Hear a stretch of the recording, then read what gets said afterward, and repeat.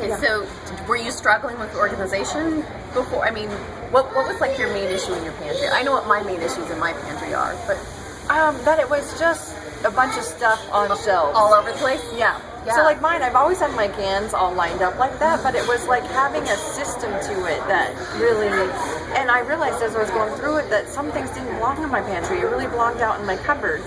Yeah. And so being able to change it out to where it belonged and was actually functional. That's the key. It wasn't functional. Yeah, that makes so much sense because my pantry is the catch-all for everything miscellaneous in my kitchen, and it serves me no purpose right now except just being, you know, I go to the store and I buy duplicates of stuff because I can't find it in my pantry. Yeah. And that's where doing this, you know, like cans and they're all in the line and then labeling things. And this was Andrea's thing. You got to know where things are. And like, here's our napkins, but it was so high, it was in a place I couldn't reach it and my kids couldn't reach it. Yeah. So you didn't use them.